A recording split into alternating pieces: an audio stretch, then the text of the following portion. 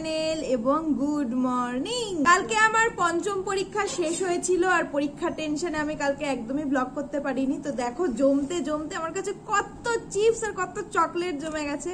এই চিপসটা তো আগের দিন মামা এনেছিল, আমার আর খাওয়া হয়নি, মানে হলো জন্মাষ্টমীর দিন। তারপর দিদি কালকে এনেছে এই যে পপকর্ন চিপস গুলো, 4খানা পপকর্ন চিপস এনেছে। তারপর আমি কালকে পরীক্ষা দিয়ে আসার সময় চিপসটা এনেছি, আর এই চকলেট আর এই চকলেটটা দিদি এনেছে, মানে এটা আমার জন্য আর এটা পরিবারের সবার জন্য।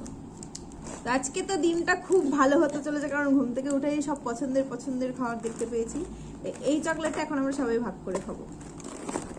তো দিদি এসেছিল শনিবার, আর দিদির টাকা হারিয়ে গেছে। টাকাটা যদি আমি পেয়ে যেতাম। 60 টাকা দিদির হারিয়ে গেল। ক্যাডবেরিটা খোল তাড়াতাড়ি তাড়াতাড়ি।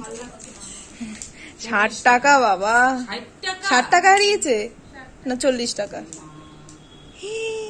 80 টাকা ছিল।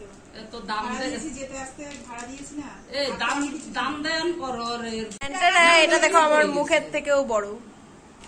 20 টাকা নিয়ে যাইতে ভাড়া দিয়ে গেছো। আমি প্রথম এত বড় ক্যাডবেরি খাচ্ছি।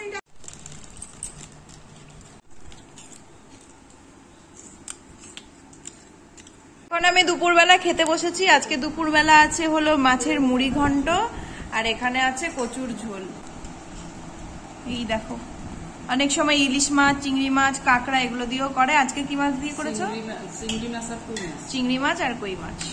ঘুম থেকে উঠে দেখছি দিদি আর দুষ্টু বাড়ি চলে গেছে। আমি তখন ঘুমাচ্ছিলাম, তো এখন ঘুম থেকে উঠে লেবু খাচ্ছি। মৌসুমি লেবু খেয়ে পড়াতে যাবো। আজকে শুধু একটাই ব্যাচ আছে সুদেবদের, ওখান থেকে এসে আমাদের এক জায়গায় নেমন্তন্ন আছে পূজা দিতে পারি, কিন্তু আমি যাবো না, বাড়িতে এসে একটু পড়তে বসতে হবে, কারণ সামনের সপ্তাহে তো আবার পরীক্ষা আছে। এখন থেকে যদি না পড়ি সব কমপ্লিট করতে পারবো না। কি করছি? আমি যাবো। পড়িয়ে টড়িয়ে এসে একটু ফেস প্যাক মাখেছি, এখন মুখটা এতটাই শুকিয়ে গেছে যে হাসতে পারছি না, কথা বলতে পারছি না। মুখ টুক ধুয়েছে, তোমাদের সাথে কথা বলছি।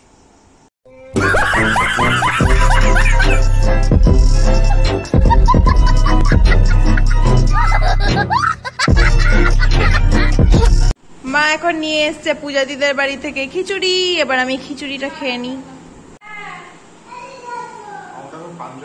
খিচুড়িটা ভালোই হয়েছে।